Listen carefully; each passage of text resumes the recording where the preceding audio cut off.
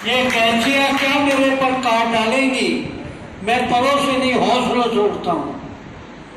मेरे तमाम बुजुर्गों, दोस्तों, साथियों, मेरे प्यारे बच्चों, आज आपके बीच में प्रोफेसर डॉक्टर अफरोजुल हक साहब, जो इंटरनेशनल फेमस है, आप भी ऐसा साइंटिस्ट जो हिंदुस्तान नहीं बल्कि अमेरिका, इंग्लैंड, पूरी दुनिया में विटामिन डी का एक्सपर्ट साइंटिस्ट मौजूद है, जो आपके बीच में तशरीफ फरमाए।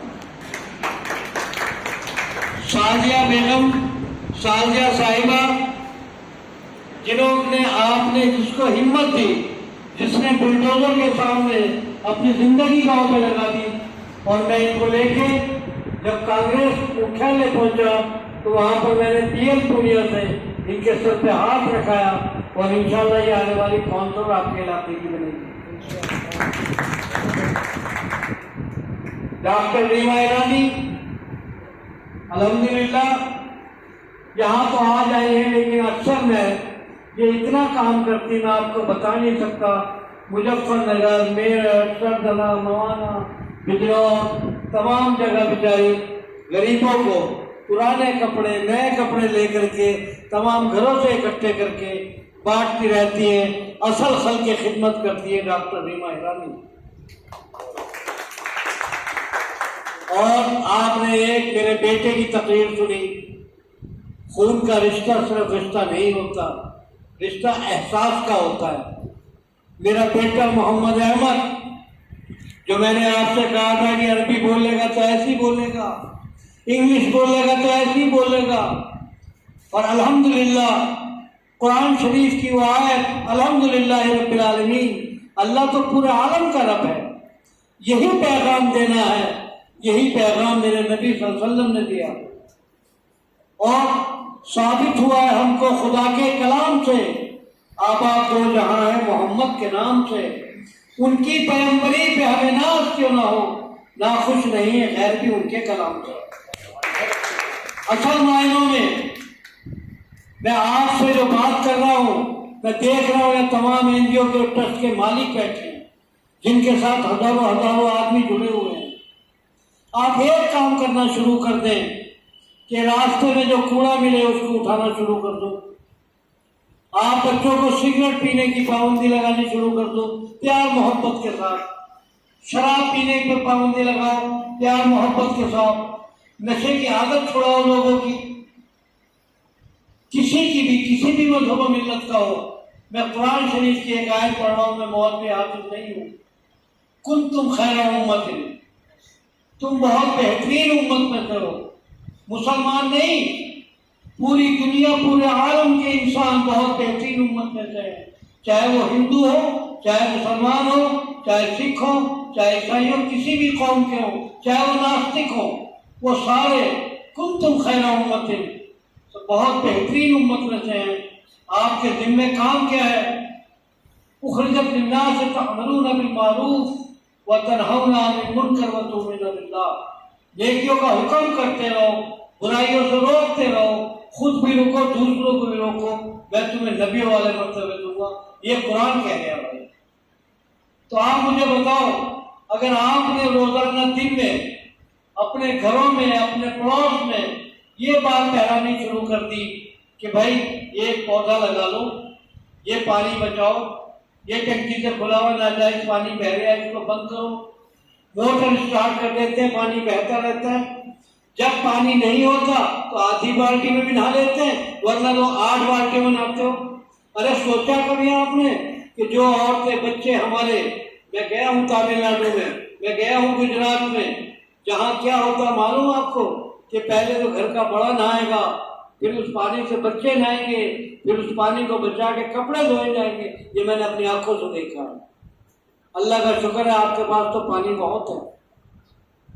यहाँ पर मैं वतन समाचार जनाब मोहम्मद अहमद साहब से एक बात कहूँगा कि सरकार को, हिंदुस्तान गवर्नमेंट को मेरा एक मैसेज पहुँचा दीजिए। हम सब के घरों में फ्लश लगी हुई है। हर आदमी जब लैट्रिन में जाता है, शौचालय में जाता है, तो कम से कम 5 से 7 लीटर पानी एक बार में खर्च होता है। अब घर में अगर 10 मेंबर है तो आपने 50 लीटर पानी सिर्फ इस काम के लिए खर्च कर दिया जो शौचालय को साफ करता है।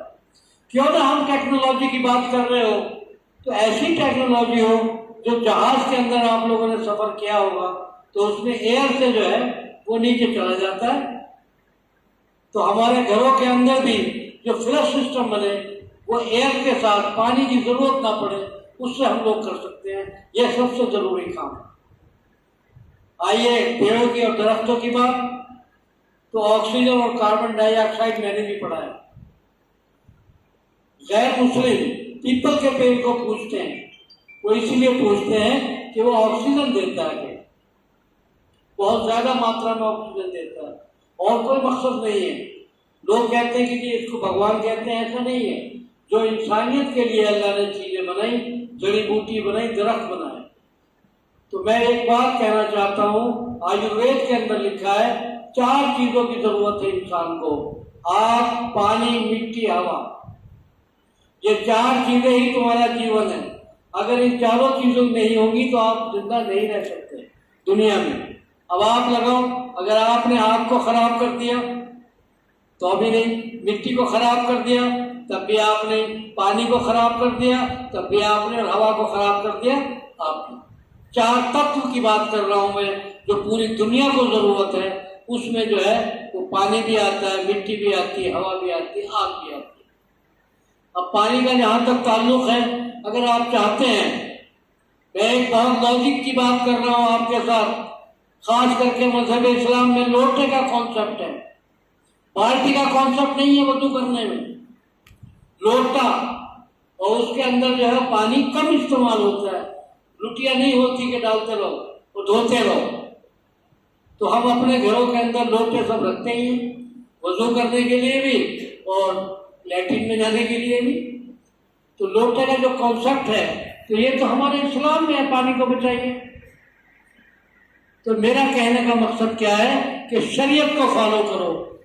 जब शरीयत को फॉलो करोगे, नबी अकरम सल्लल्लाहु अलैहि वसल्लम की जिंदगी को फॉलो करोगे, तो आपको कोई तकलीफ नहीं आएगी। पूरी इंसानियत की बात कर रहा हूँ। वो अल्लाह ने मुसलमानों के लिए नहीं भेजे, पूरी इंसानियत के लिए भेजे। और आपने जो पैगाम दिया वो रहमतुल आलमीन बन के आए, पूरे आलम के लिए रहमत बन के आए, रहमतुल मुस्लिमीन बन के नहीं आए। तो आज आप सब लोग एक वादा करके जाएंगे कि इंशाअल्लाह एक खैर की बात, एक अच्छी बात, रास्ते में आप रिक्शा में जा रहे हैं तो बताइए कि भाई तंबाकू मत खाना, सिगरेट मत पीना, शराब मत पीना, क्या बुराई की बात है। अपने नौकरों को बताओ, अपने मालिक को भी बताओ। तो जब अच्छी बात आप बताओगे तो अल्लाह तुम्हें नबी वाले मर्तबे देगा। ये कुरान कह रहा, मैं नहीं कह रहा हूं। अब हमारे डॉक्टर रीमा ईरानी ने मेरे लिए बहुत शेर पढ़े थे, तो मैं इनकी नजर 2-3 शेर कर दूं, एक माहौल को चेंज कर दूं। कभी कहा ना हमने किसी से तेरे फसाने को, न जाने कैसे खबर हो गई जमाने को। तपस में बैठ कर रोता हूँ आशियाने को, मगर मैं कह नहीं सकता कि पर काट डाले। कल रात हमने पूछा, कल रात, मोहतरमा शेर सुनिए सर, कल रात हमने पूछा कहा महवे ख्वाब थी, तो कहने लगी कि मेरी तबीयत खराब थी। कल रात के नशे का अभी तक खुमार है, कल रात के नशे का अभी तक खुमार है। जालिम तेरा बदन था या मौजे शराब थी, मुमकिन था ऐसे में बचता गुनाह से, मुमकिन था ऐसे में बचता गुनाह से। अरे मैं था नशे में चूर, तू तो बेनकाब। अस्सलाम वालेकुम रहमतुल्लाह। मैंने आपको हटाने के लिए कहा, ये शेर पढ़ा और ये जरूरी था, क्योंकि मैंने जवाब हमेशा हर किसी को दिया है उसके जवाब के लिए। और साजिया साहिबा, एक बात बता रहा हूँ, जैद मंजूर मेरे बेटे इधर सुनो, मैं आप सबके बीच में शाहनवाज साहब आपको भी एक बात कह रहा हूँ। ये जो मोहम्मद मियाँ बैठे हैं, मोहम्मद अहमद, ये 1-1 लाख के मजमे में मेरे साथ जाता है, और जब जाने के बाद इसकी स्पीच शुरू होती है तो कसम खुदा की मैं गवाह हूँ, पूरा मजमा अपने सब रोक के इनकी बात सुनते हैं। उसकी 45 मिनट की तकरीर होती है, चाहे वो बम्बई हो, चाहे कोटा हो, चाहे अहमदाबाद हो, मैं अपने साथ लेके जाता हूं। और एक मिसाल दे रहा हूँ, कहना नहीं चाहिए लेकिन मैं कहूँगा जरूर, मेरी आदत है। मैं गाड़ी के अंदर मौजूद था स्कॉर्पियो में, आश्रम से पहले मैं आ रहा था घर को जाकिर नगर को।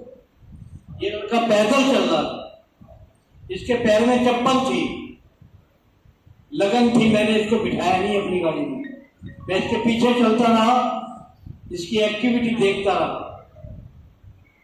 और जब ये घर आ गया तो आप यकीन करना, मैंने इसके लिए इतनी दुआएं मांगी कि अल्लाह ने मेरी वो दुआएं कबूल की। आज इसके लाखों फॉलोवर हिंदुस्तान के बाहर भी हैं। ये वतन समाचार के नाम से ये अपना उन्होंने चला रखा है, वो चलाते हैं। और जी सलाम के अंदर एक प्रोग्राम इन्होंने किया था, शायद आपने टीवी चैनल पे देखा होगा, मोहम्मद अहमद को। वो यही पैगाम वो करते थे, कभी अलीगढ़ में कर रहे हैं, कभी कहीं कर रहे हैं। तो आप लोग अगर दिल से कोशिश करें, डॉक्टर रियाज, तुम्हारे तो ताल्लुक में तुम्हारे प्रोग्राम में कॉन्स्टिट्यूशन क्लब में गया, अशोका होटल में मेरा प्रोग्राम था, जल्दी से खत्म करके आपके प्रोग्राम में आया, तमाम साउथ के लोग आपके पास थे कॉन्स्टिट्यूशन क्लब में। मैं आज भी जैसा आप कह रहे हैं कि हम 700 लोगों का प्रोग्राम कर रहे हैं मौलंकर हाल में, तो मैं आपसे दरख्वास्त करूंगा, बहुत मोहतरमाना दरख्वास्त करूंगा कि एक इस तरह का शोबा कि 4-5 बच्चे जो तुम्हारे समाज के हुनरदार हैं, अरे उनको तो दो, उनको इनाम दो, उनका हौसला बढ़ाओ। आप हम जैसों को जरूरत नहीं है, हमें बिल्कुल मत दो। मोहम्मद अहमद जैसों के हाथ में ट्रॉफी दीजिए कि ये अच्छी जर्नलिज्म करें, ईमानदारी और हक की बात करें, अच्छी बात लोगों तक पहुंचाएं। बेशक बेशक। बस ज्यादा बात न करके बस मैं एक शेर के बाद अपनी बात खत्म कर रहा हूँ। सब लोगों की नजर कि मेरी जाने भी उठी थी क्यों नजर, दिल कोई और चुन लिया होता। मेरी जाने भी उठी थी क्यों नजर, दिल कोई और चुन लिया होता, वरना फिर उतर के रूह में मेरी दिल की धड़कन को सुन लिया होता। मेरी धड़कन एक है, वो है सिर्फ तालीम, एजुकेशन। आज मैं आप लोगों को 3 टी दे रहा हूँ। टी अंग्रेजी में टी जानते होंगे, तरबियत, पहली तरबियत, सेकंड तालीम और थर्ड तिजारत। इन 3 चीजों से जुड़ जाओ मेरे भाइयों। मैं तो जुड़ गया, आप भी जुड़ जाओ। मैं भी 40 साल पहले 50 साल पहले ऐसे ही था, लेकिन जब अल्हम्दुलिल्लाह मैं तालीम से जुड़ा